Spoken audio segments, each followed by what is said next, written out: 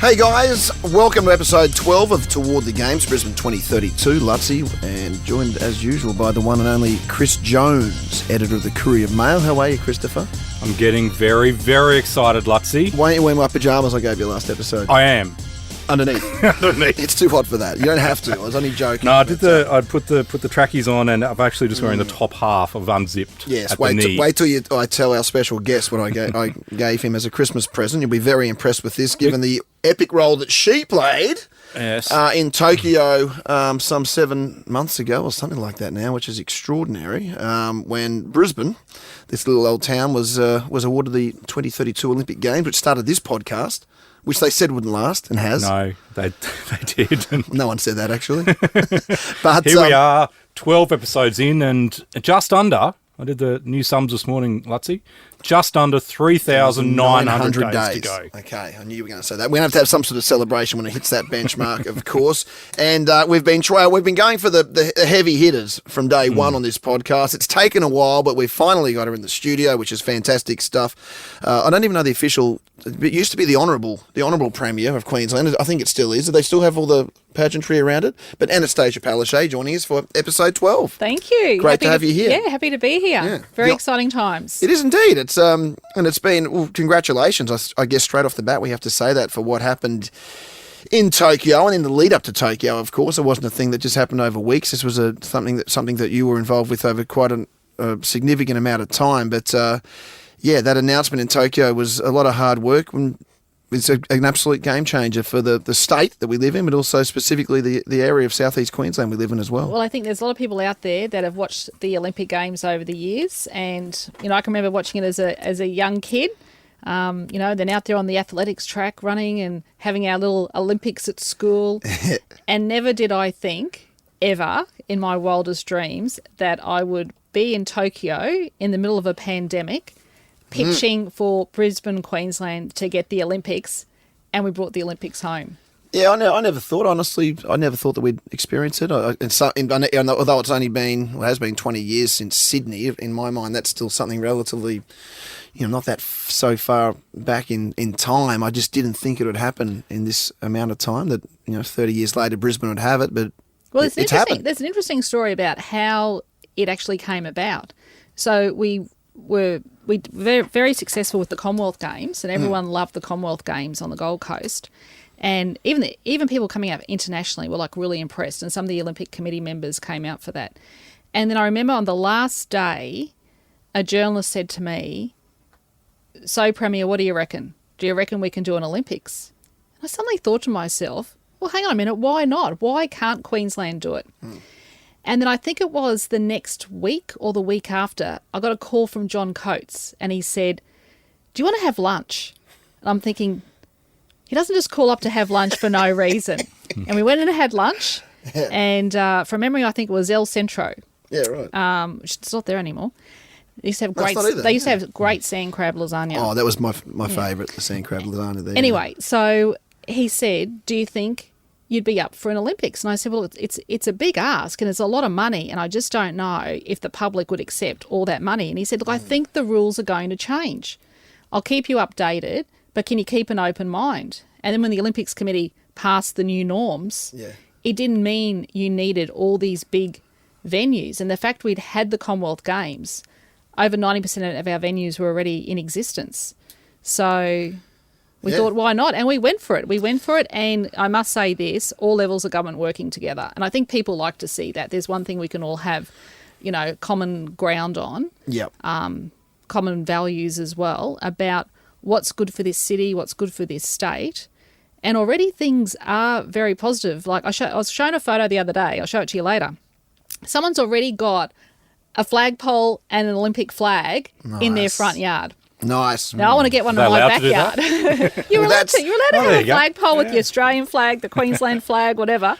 Yeah. But isn't that fantastic? That's pride that Queensland's got it. And secondly, people have been going to auctions, and they've been saying at the auctions, your investment is safe because Brisbane, Queensland has the Olympics for 2032.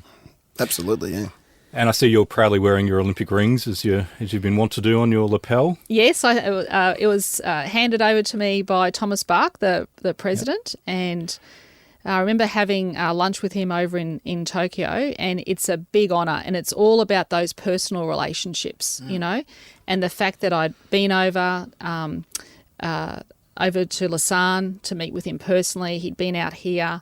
Hopefully he'll come out here in the not-too-distant future as well for another meeting.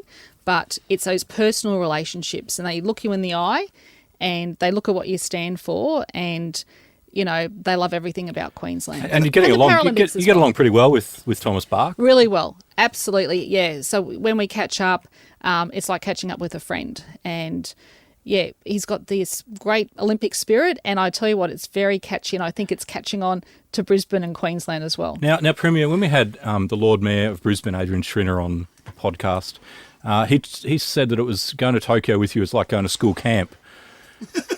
Can you tell us some of the school camp stories?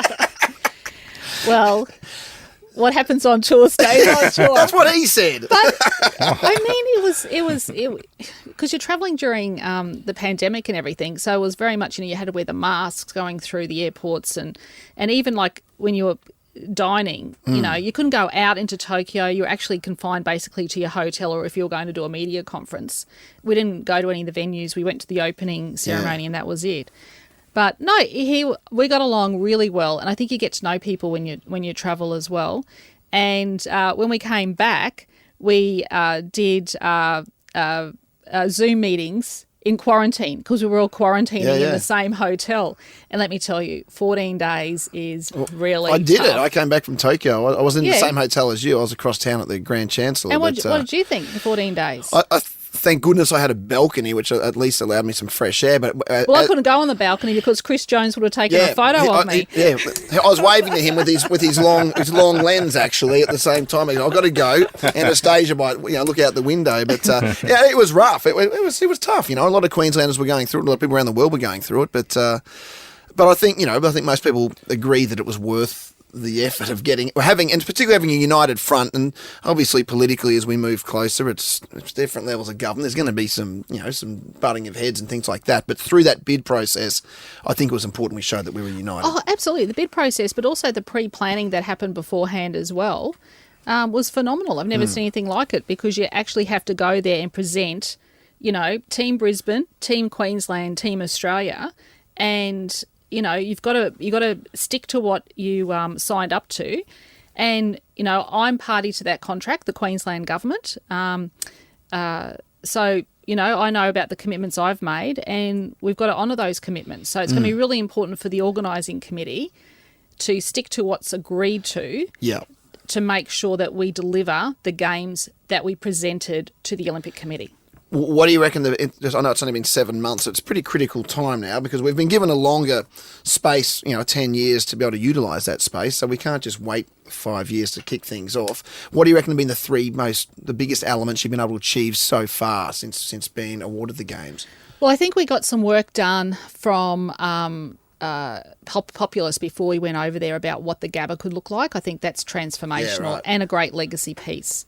And the fact that we were able to come up with an idea, because so much planning was, where is it going to be? Is it going to be Albion? Is it going to be QE2? Yeah. So much planning. And this concept is brilliant, because you can walk to everything. It basically gets rebuilt. It's next to the Cross River Rail that we're building, so easy access. And then afterwards, it'll be a real hub. Not to mention all the price values that are going up around the Gabba as well. But the Gabba's used all the time, so it's not going to be a white elephant. And at the moment, where people walk across the streets? Yeah. Well, you won't be. You'll be actually walking up above the streets. And then you'll be able to walk down to restaurants and cafes. And have you got to the stage yet with the actual, like an Olympic Stadium? Obviously, track and field will be there. All the facilities, like will there be a warm-up track in that Gabba precinct? Because the warm-up track is just up the road. There's a park that's been identified, and you'll run just shuttles between it. Right. So that's behind why it works. Pineapple Hotel? That's it, near the Pineapple Hotel. Okay, yeah, because that's what I was... Because Sydney, obviously, in 2000, they had 2 warm-up tracks. So you need those facilities, obviously, for the athletes, right? And Premier, with Lutzi, it does help if he tend to know his way around by pubs. So if you are talking about venue locations... Yes, if you could just be more specific. Sort of Well, near the Centro was Pineapple? mentioned Gotcha. early by the Premier, so that was great. I understood the sand crab lasagna reference there. Okay, so that's already been, obviously that's been spoken of. Because, and then today we're turning the sod on the redevelopment of Ballymore, so that's $32 million. So that gets underway, which is going to be great, and that is identified at the moment for hockey. Don't forget, we've actually built the Townsville Stadium up in Townsville with some money from the federal government as well. So that'll be used for football. And the Reds actually. I think we're looking at the rugby sevens. Yeah. Is there still? I mean, is it hard to? I mean, do you still? I know that you want to, for the bid process specifically. You need to say these venues are pre-existing and ready to go, and they're there. Is there room to move as far as like if circumstances change, you could, for instance, change golf courses or things like that? Or there is some possibility of movement, but don't forget John Coates has been involved in this. Yeah, and you actually have the Olympic Committee that they look after specific sports. Yep. So they have been consulted, and the Olympic federations need to be absolutely crystal clear about where venues are. Now, where there could be some change, and this is interesting because what they've announced for Los Angeles is that they are going to drop a couple of the traditional Olympic sports from memory. It's boxing, weightlifting, and the modern pentathlon, right, and put other sports in there. So, for example, the rock climbing is incredibly popular. Well, breaking is it called? Breakdancing. Yeah, which is breakdancing. Paris, surfing. Yep. We're definitely going to have the surfing. I'll tell you that now. We've got the best beaches for that. Well, imagine that being beamed around the world. Like unbeatable. Like money can't buy sort of coverage. Exactly. Of some of the best beaches in the world. But who knows what sport is going to be popular in 10 years' time that we don't even know about at the moment. Yes. So it'd be silly to lock everything in now, wouldn't you? But you've got your traditional sports. So, of course, there'll be swimming, athletics, your traditional sports.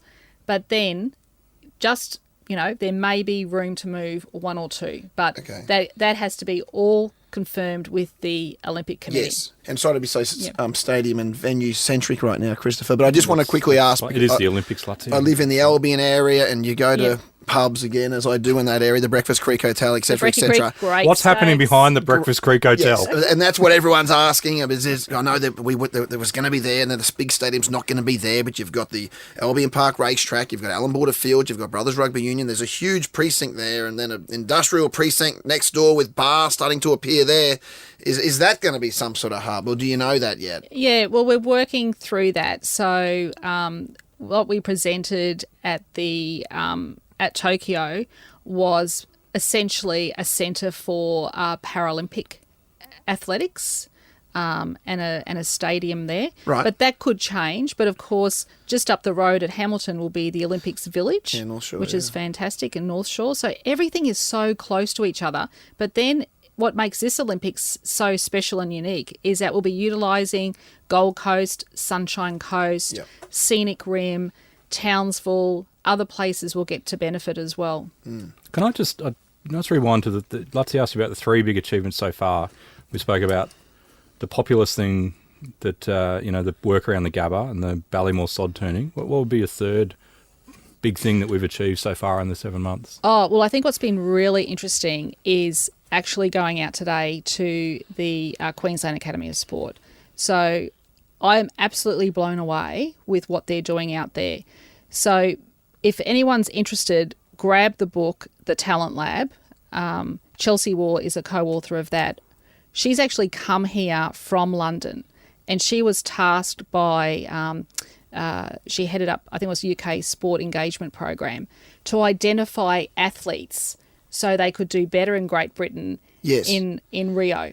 So honestly, we've got her here, and we've just launched today. We did mention it at the end of last year about doing this talent search, but the talent search begins in April. And I've seen behind the scenes, and I can tell you, this is not just a Queensland first or an Australian first. This is a world first. This is the 10-year runway leading into the Olympics. So what we're going to be doing is putting out a big search cry for around 50,000 people. Initially, they're looking at ages between 9 and 18. Right. So people will be able to come. They'll get assessed. Then they'll bring that down to 20,000. Then they'll identify the 400 people that they are going to focus on for the next 10 years. So no one has had a 10-year runway into an Olympics. Yep. And honestly, they've had such great success. And it's not just you as an athlete, it's the whole person. So it's what you're eating, it's your mental capacity, how you're dealing with pressure and stress. Today, they actually, we were there with Ash Maloney. Yeah, right. And he was like running. He was strapped up with all these mechanisms to monitor how he was moving. It's an incredible setup. It is there. absolutely It really fantastic. But this is state-of-the-art planning. So a lot of people just see the Olympics or the Commonwealth Games and the athletes and then people on the podiums winning. And we're so proud because Queensland does so well. We could have, if we were a country, we would have come 7th in Tokyo. Yeah, well, the QAS alone is, I think, Correct. ranked in the top page of Olympic rankings before. So, it's quite a phenomenal record. So we put money into doing up the gym. So they've got essentially a $10 million state-of-the-art gym. We've also increased their funding. We've doubled their funding to around $20 to $30 million.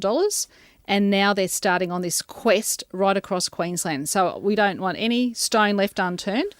Out into the schools, into the centres, and we want to identify the talent. And this is the one, we've spoken about this before, this is the sort of program where they find kids who might be a sprinter and measure them, their limbs or whatever, and say, actually, you're better suited to be a rower. Vertical leap, whatever. various things that can, so you much like an NFL combine, if you like. They were telling me about a young girl who they've identified in Townsville, probably not to breach confidence here, but she's very good. She plays footy, but then she's smashing records for her age group in athletics. Yep. So they said her ability is phenomenal.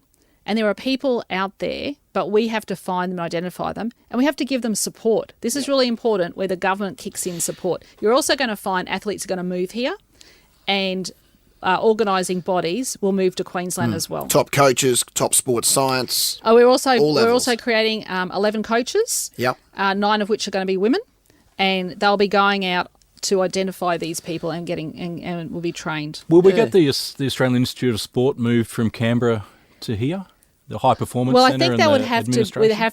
it would have to be in consultation with the federal government. Have you had any conversations about that? Probably a bit premature at this stage. There's some behind the scenes conversations happening, but that's a big move. It's a big move. Makes sense, though, would doesn't I love to have it here? Absolutely. Absolutely. And it makes sense because of the weather, the facilities, and the fact that we've got the Olympics. Otherwise, what's going to happen is people are going to move here anyway.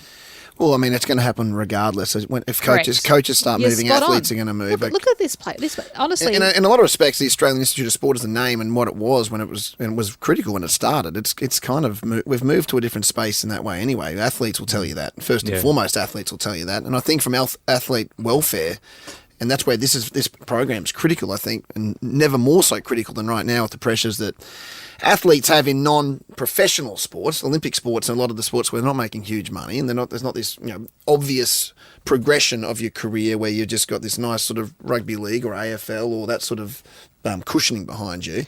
It's critical right now that we support the athletes in a welfare sense off the track or out of the swimming pool and give them a reassurance of their future is absolutely sustainable. We met one of the water polo players today, and she's just finishing her psychology degree. We ran into Cedric, who just come back from training, of course, who helped Ash a lot. Is he your favourite athlete?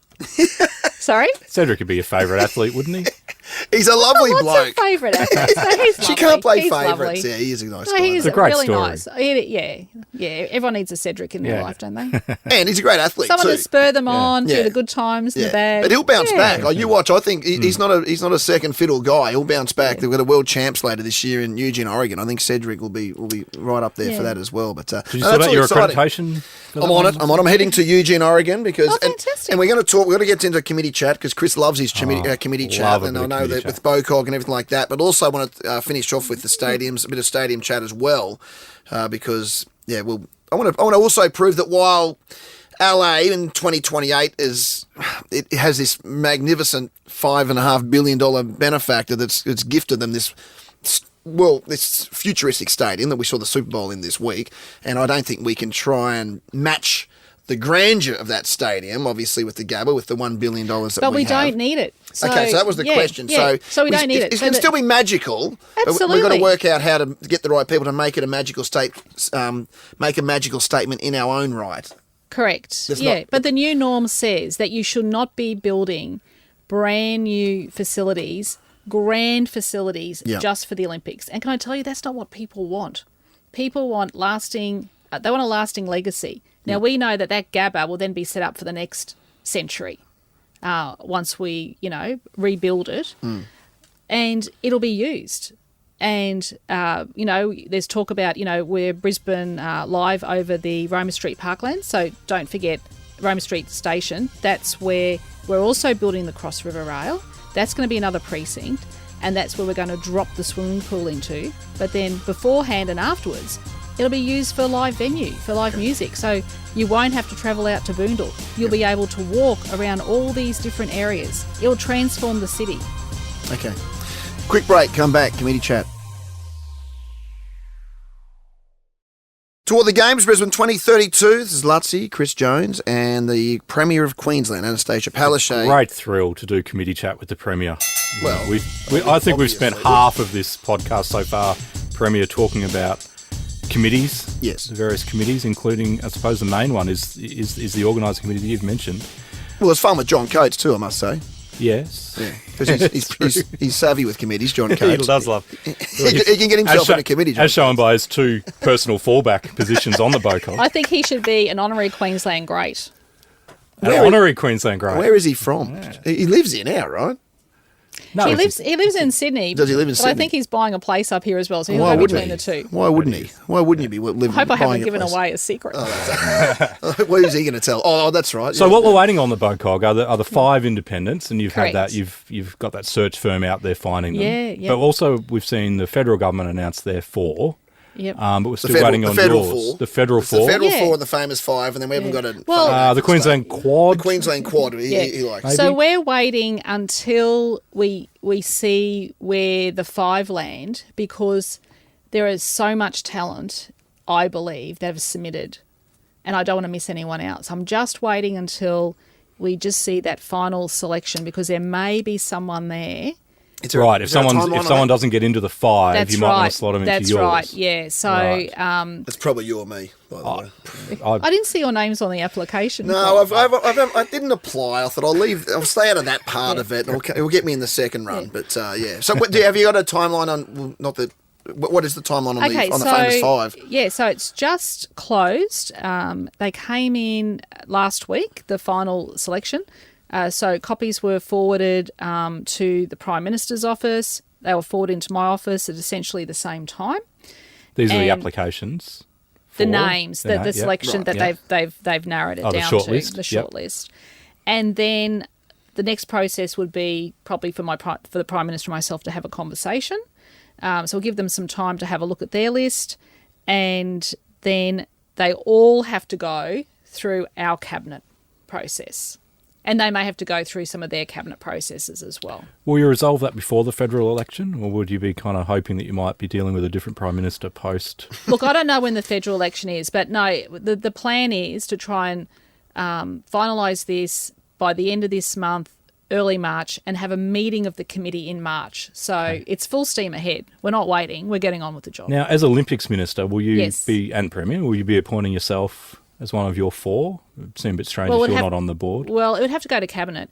And John Coates has said that he expects the Lord Mayor and myself as Vice Presidents to be on that committee, but that's going to be a matter for my Cabinet. I'll go through the proper processes. Yeah, but you'd be so you'd just put yourself up, and then the Cabinet, I'd love to, that'd be a good Cabinet meeting, isn't it? So they say, Premier, we actually think that this person would be better. Well, Chris, let me just say this. Someone has to be responsible for making sure that the committee actually does their job in accordance with what I signed the state up to. So it's a pretty fundamental premise here that you can't have a committee that goes off and does something completely opposite to what the Premier has signed the people of Queensland up to with the Olympic Committee. And I think that leads to a question I had around governance as well. If you're the chair of the committee, correct me if I'm wrong, will come out of the 5 independents. Correct. So if I think about that 22, 23 member Yes. committee sitting around a table, virtual or not, you're going to have the chair, who I assume the buck stops with. Yes. Then you also have yourself as the Premier of the government and everything you just said then. And then you also have the godfather of John the Coates. Australian Olympic movement, John Coates. And the Lord Mayor. And the Lord Mayor. How do we kind of get decisions on that? Who actually has the responsibility? There's a lot of leadership there. How does that? Oh, how does I that think it's work? very. No, you're going to have an independent chair that sits there, and John Coates has all the linkages in with the Olympics Committee. Oh, I think what people are missing out here is that we've actually been operating in this format essentially, but with John Coates as the chair over the last 18 months in the lead up to Tokyo. I think we've had. I'd have to go back and double check, but we've probably had over 30 meetings. So it's essentially that committee that is now morphing into the organising committee, but you're adding the expertise that you need on the committee. Yeah, okay. So you might be, so you've got some athletes that are going to be on the committee. You've got, you're going to have someone probably who has a background in either law or accounting, and you're going to have someone who's the chair who has had a lot of experience chairing companies and boards. And I think that's the right thing to do. So that's what you'd be looking for in a chair, is someone from the business community? Well, I'm going to be a bit parochial here, and I'm looking for a Queenslander. Right. Fair. I think that's fair. I think it's, a Queensland. Still plenty of good candidates. Yeah. That's right. It's Queensland Olympics. Were you happy when you saw the shortlist? Were you confident that there's a lot some of good names on talent? Can I tell you, that's a tough job. Yeah. So the recruitment company and a panel will narrow that down, but it's going to be really tough. Like, there's probably 20 names there, 20 or 30. Do you think you and the Prime Minister are about to whittle that down, or how do you get so, through the yeah. stalemate on that? No, I think we'll work very collaboratively on that. Yeah. And just with the the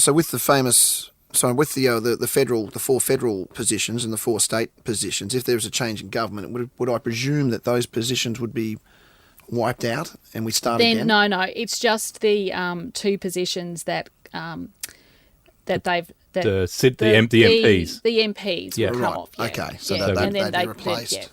Okay. Colbeck and the captain of Nudgee College in 1991, Ted O'Brien. Ted O'Brien. He's been on this come podcast off. as well. Okay. We were going to try to get a head around this, and it's still, I guess, it's people have been asking these questions. I think they're fair questions to ask. Well, and the other 2 put up, with Beck Frizzell and Tracy Stockwell, they're great names. Oh, right? fantastic! Yeah. The other committee that we've spoken a bit about, so that's the BOCOG, and the BOCOG does essentially what the IOC requires to be done as per the timeline and the contract. That's right, per the contract. But also, too, like I said to you, there's been a task force. Yeah. And a lot of people who are on that task force with the expertise leading up to the Olympics then go on to this new committee, and then you have your expertise as well that comes in for the different fields. Plus, of course, the Olympics is about the athletes. Yeah. So you've got representatives from the Australian Olympic Committee on that as well, and the Paralympics. Now, this Olympics also for Queensland is about the legacy as well, right? Yes, I know you're very passionate about this. It's about 4 weeks of sport. You spoke about this at your little... We did. We thought it was a great idea. Yeah, really. And so how's the legacy? So we spoke at that time. You agreed that you'd put together a legacy committee that sits outside. Yes. Where you can get the greatest minds, I suppose, best and brightest, who aren't necessarily putting their hand up for the BOCOG, who want to think more broadly about what it is in 50 years' time. We look back and we say, well, that was, here's the legacy, here's the reason, going forward we had these Olympics and the payoff, I suppose. So what's the plan in terms of setting up that legacy committee outside of that process? Sure. So in the very near future, I can't give away cabinet deliberations, Chris, but in the very near future, we'll be going out to advertise. So same sort of thing, another search I think so. to Absolutely. find the right people. Yeah, and I know there's so many people that want to be on it, and people are coming up to me saying, I think I've got something to contribute to it. Yeah. and I think it's going to be a great committee. How do you think that interfaces between, gets the ideas back into government, but also brings the private sector on, on that journey? Yeah, I think great partnerships with the private sector, and I think what you'll see this year is my ministers will be out and about in the boardrooms across the state, but also too going out to schools, going out working with councils to really drive this Olympic movement. 10 years, so many people are excited by it, and I think we've done very well in bringing the Queensland population with us. Everyone feels. I don't think there was anyone who was not proud the fact that Queensland got the Olympics. Well, it was quieter than what you would have imagined. Let's put it that way. There wasn't the usual backlash you would imagine would happen from an Olympic bid. No, I didn't feel that publicly. Because we had over on our 90, radio station. because we had over 90% of the venues were engaging with all the regions. So I want all of Queensland to benefit from it. A lot of the venues, of course, are in the southeast of our state where a lot of the population is. But there's opportunities for the regions to be involved in legacy. There's opportunities for the regions to be involved with different countries coming out, for them hosting. Already some councils are talking about putting in more Olympic-size swimming pools. There's even a college in my electorate that's building an Olympic-size swimming pool, thinking, well, if we can get the students here into the pool, into an Olympic-size pool, that's going to have some benefit as well. Freestyle BMX facilities, things like that. Yeah. So the state government put in some money down the Gold Coast where some training happened as well. So... there's a whole range, and I think if we build some of this training infrastructure in the regions as well, you're going to really capture people who don't necessarily are able to send their children to Brisbane, but they can train in the regions, Yeah. Another quick break. We'll come back and wrap things up in just a moment. Toward the Games, Brisbane 2032, Lutzy, Chris Jones and Premier of Queensland, Annastacia. I have one Palaszczuk. last question for you, Premier, before we get into some fun stuff to finish today. Yeah. You named yourself, or you appointed yourself, or however it worked, the Minister for the Olympics. But it's not the Minister for the Olympics and Paralympics. Was there a reason for that? I actually rang John Coates and asked him that specific question. I actually said, what is the correct title? And he said, Minister for the Olympics. But he's the Olympics guy. He's from the International Olympic Committee, not the Paralympic. Yep. Sterling has Paralympics in his title, so he'll be more focused on that. But, of course, I'll be across both. Yeah. Okay. Yep. Happy with that? No, I think we can have some fun now. Okay. No, look, I want to get your we speak about legacy and 50 years ahead and everything like that. I'm come from a very creative sort of background with what I do and the passion I have around the Olympic Games and the different, I guess. You might be a broadcaster for the Olympics. I'd like to think I'm more than that, Premier. Are you training? Oh, I've already what are you thinking? What are you thinking? I've already covered 2 Olympics. I've done 4 games. Marathon? So all I'm right. thinking. Well, we've had some conversation about who can light the flame, and this is. I have a passion around. This being more than a successful Olympics and being the greatest show on earth, which I think we have every right. It is the greatest show on earth. Right? Queensland won the greatest show on earth, and I think we're perfectly positioned from a size. If we just look at Southeast Queensland, for instance, for our population and things like that, I truly believe, having been to many events over the years at World Athletics, World Swimming Championships, Commonwealth Games and Olympics, that we are perfectly sized for the people of Brisbane to be able to experience this as if it's their own, which I think it's a very important thing that is sometimes overlooked, that this is the people of Brisbane's Games.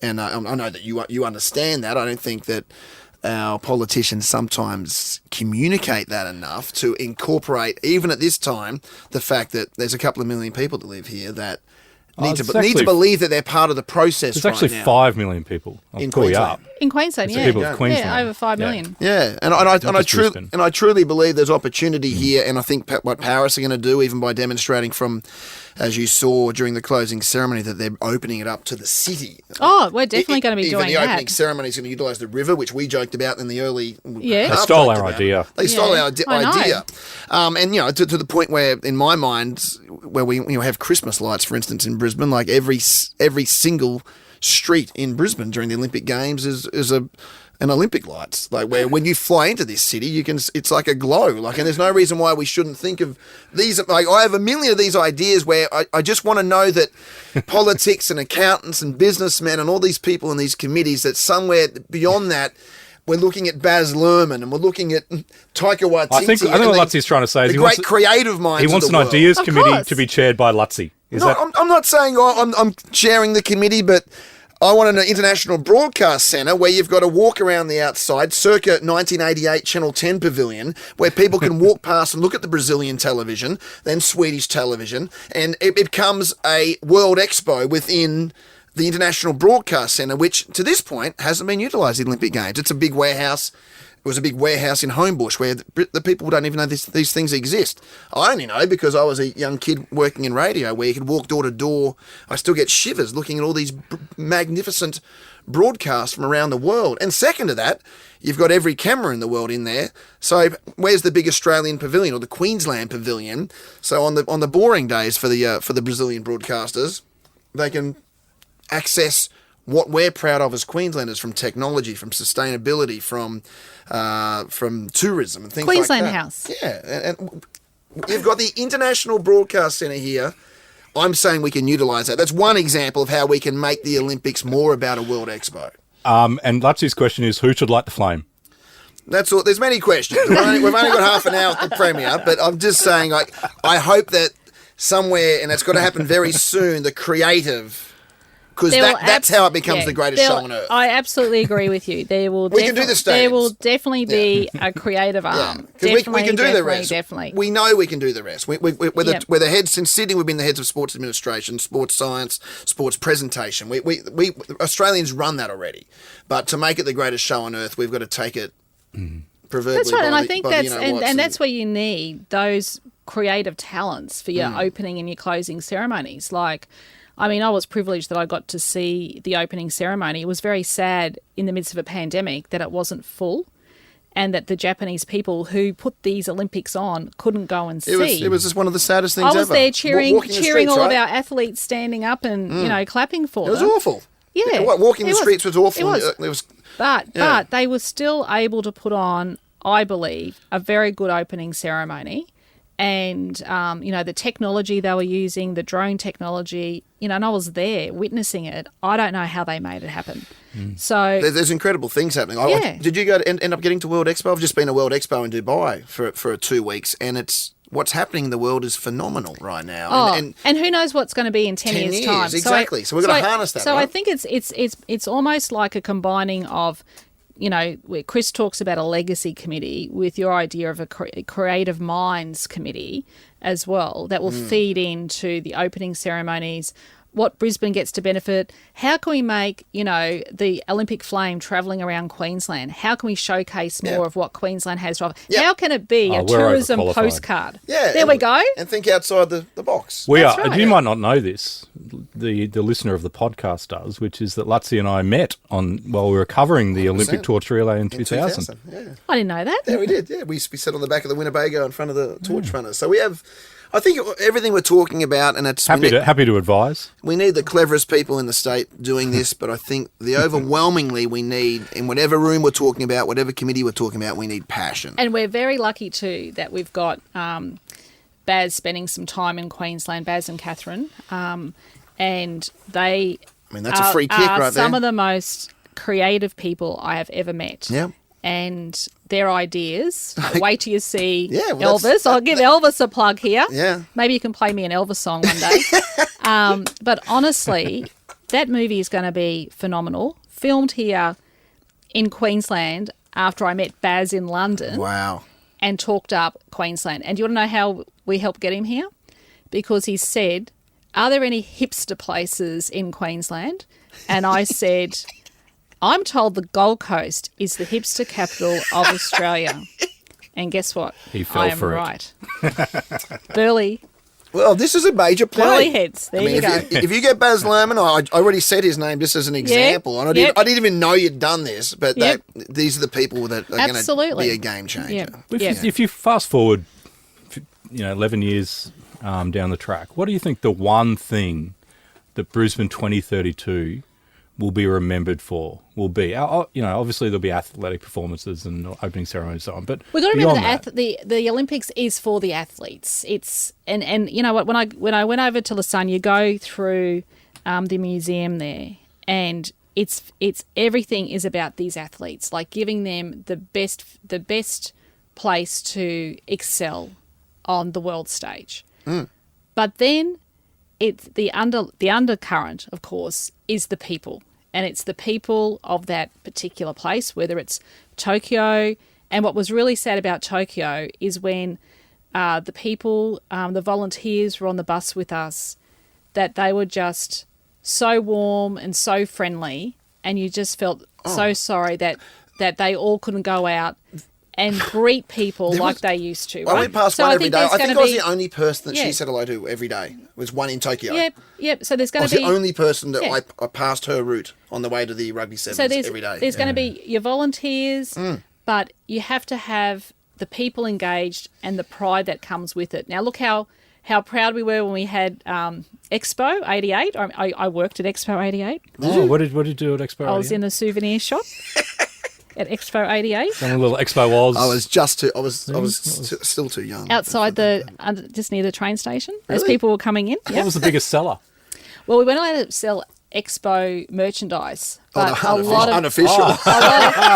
But if you ask the right question, No, so a lot of tourists. No, you could only sell. No, you could only sell that inside. Only certain stores were allowed to sell it. Yeah, true. So they were coming in to get, I don't know whether it was chocolates or, stuffed animals for their kids or whatever. But so there was, we had that. Then we've had Brisbane Commonwealth Games, Gold Coast Commonwealth Games. We've got all this infrastructure happening, but it's just about setting this state up for life. It is about saying we are now an Olympic city. And you can never lose that. No one can take that away from you. well, I think we should start acting like one as well. We still have a little bit of a chip on our shoulder that we can just knock over, just that last little remnant Yes. of it, where, Yep.